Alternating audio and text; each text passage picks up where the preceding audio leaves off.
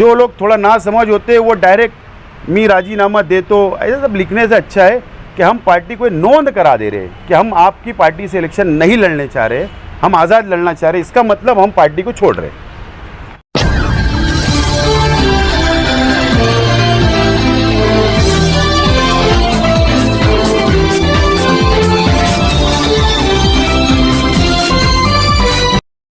आज राष्ट्रवादी कांग्रेस पार्टी शरद चंद्र पवार साहब, मैं राष्ट्रवादी कांग्रेस पार्टी का सदर अध्यक्ष और मेरे कार्यकारी अध्यक्ष एजाज भाई, शकील भाई और शाहिद रेसामाला साहब और सेवा दल के रियाज अली साहब, सफीक बॉक्सर साहब, माइनॉरिटी के नदीम भाई फनी वाला, युवा के अज्जुल हसन वाला, रॉकी आसिम भाई और हमारे मनमोहन सेवाड़े और हमारे 1 लाख शाह, विजय एंटी सेल और अर्बन सेल, ऐसे तमाम ही पार्टी के सेल के पार्टी के ओहदेदारान की आज हम लोगों ने यहाँ पर गार्डन में एक अधिकृत बैठक बुलाई थी और तकरीबन 2 घंटा हमारी ये मीटिंग चली और मीटिंग के अंदर हमने फैसला किया एक राय से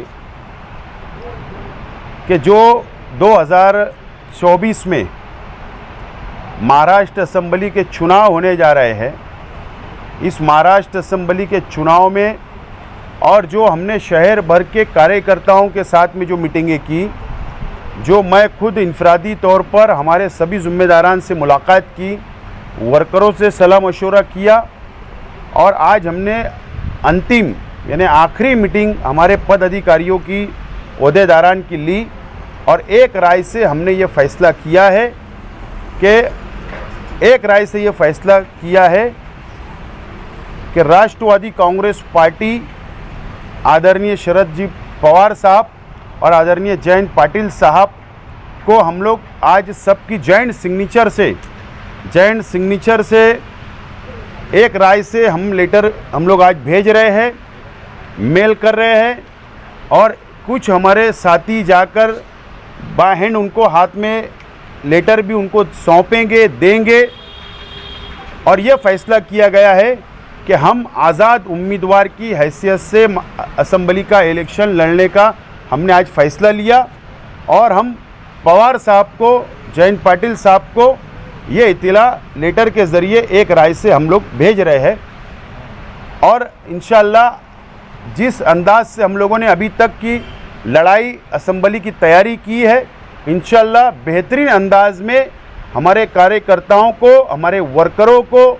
हमारे ओहदेदारान को साथ में लेकर हम लोग इंशाअल्लाह असेंबली का चुनाव इत्मीनान से और कामयाबी के साथ लड़ने की हमारी कोशिश होगी और हम लोग इसके अंदर मज़ीद तेज़ी लाएंगे।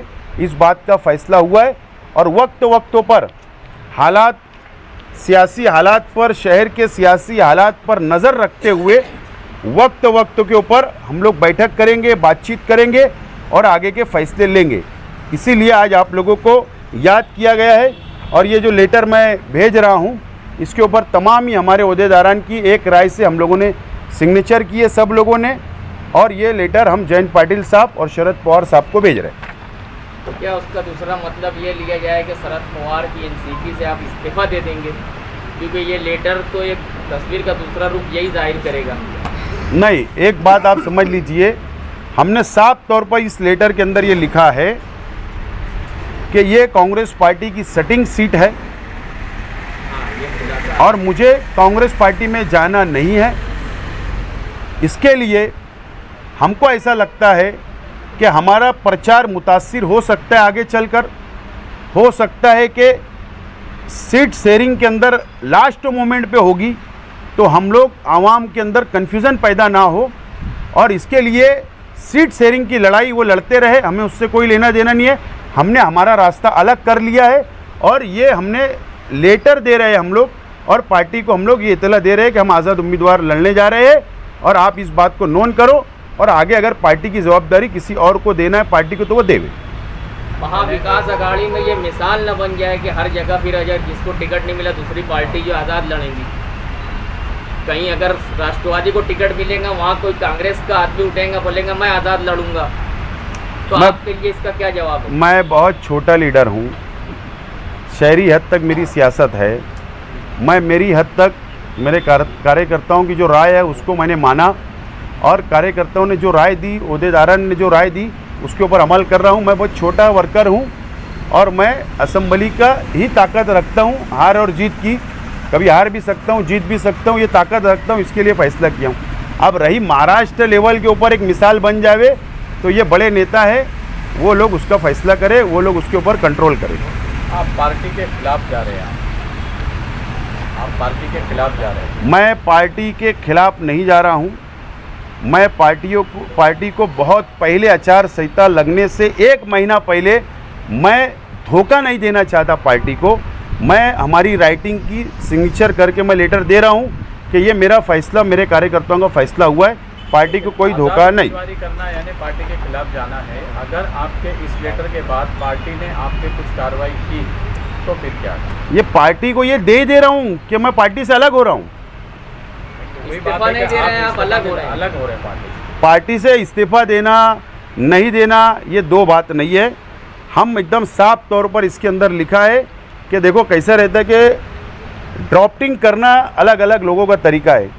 जो लोग थोड़ा ना समझ होते हैं वो डायरेक्ट मी राजीनामा दे, तो ऐसा सब लिखने से अच्छा है कि हम पार्टी को नोंद करा दे रहे हैं कि हम आपकी पार्टी से इलेक्शन नहीं लड़ने चाह रहे, हम आज़ाद लड़ना चाह रहे। इसका मतलब हम पार्टी को छोड़ रहे। मालेगांव के मसाइल पे बात की तो फिर वो मुलाकात मीडिया और आवाम से छुपा के क्यों रखी? पहली बात तो ये है कि कोई खुफिया मुलाकात होती जैसे एमएलए साहब करते हैं कहीं जाकर तो किसी को नहीं बताते, लेकिन मेरे साथ अल्लाह का करम है कि 15 लोग मेरे साथ थे। कितने लोग थे? 15 लोग। और अगर खुफिया मुलाकात होती तो अजित दादा पवार उसको ट्वीट नहीं करते या शेयर नहीं करते उनके सोशल मीडिया पर। अजित दादा पवार ने बिल्कुल साफ तौर पर लिखा है कि मालेगांव मध्य के विकासासाठी शेख आसिफ आज हमसे भेंट की है, मुलाकात की है। नंबर 1। नंबर 2, आप लोगों को याद होगा कि पिछले जुमा को खालिद बिन वलीद ग्राउंड में एक मीटिंग हुई। उस मीटिंग के अंदर मैंने साफ तौर पर कहा था कि मैं आज नासिक गया था, मैं एक जिम्मेदार लीडरान से मिला और मुझको वहाँ ये मालूम पड़ा कि शहर के एमएलए ने एमएलसी के लिए 5 करोड़ रुपया लिया। मैंने तकरीर में कहा, तो ये छुपाने वाली बात नहीं। नंबर 1। नंबर 2, मैं जिस काम से गया था और मैं कभी भी किसी से ताल्लुक़ ख़राब नहीं करता। थोरात साहब से भी मेरे अच्छे ताल्लुकात है, बरकरार रखता हूँ। अजीत दादा पवार उनके पार्टी से वो अलग हुए, उनसे भी बरकरार रखता हूँ ताल्लुक़। कांग्रेस हो, राष्ट्रवादी कांग्रेस हो या अदर कोई भी पार्टियों से मैं ताल्लुकात बरकरार रखता हूँ। लेकिन आज वो पोस्टों पर है, एक ओहदे पर है, नायब वज़ीर आला है, फाइनेंस मिनिस्टर है। आप लोगों को याद होगा, अभी के अखबार के अंदर खबर छपी थी कि मैं मस्जिद और मदरसे पर सोलार सिस्टम बैठाने के लिए कोशिश कर रहा हूं। तो मैं 100 मदरसा व मस्जिद की यादी उनको सौंपा हूं जाकर उस रोज़, और मैंने कहा कि आप माइनॉरिटी डिपार्टमेंट से इसका पैसा मंजूर करके दे। और कल जब मैं मुंबई गया तो मैं वहाँ पर माइनॉरिटी डिपार्टमेंट और फाइनेंस डिपार्टमेंट के अधिकारियों से मैं बोल रहा हूँ, पद अधिकारियों से नहीं, अधिकारियों से मीटिंग किया। और अगर सुधारने की ज़रूरत, जीआर में तब्दीली की ज़रूरत होगी तो वो जीआर में तब्दीली करे, इस तरीके का डिमांड भी मैंने कल किया हूँ। तो मेरी मुलाकात शहर के विकास के लिए, मदरसा और मस्जिद की यादी सौंपने के लिए गया था, कोई राजकीय चर्चा नहीं। अगर मुझे राजकीय चर्चा करना रहती थी तो मैं आज आज़ाद उम्मीदवारी का फ़ैसला नहीं लेता था।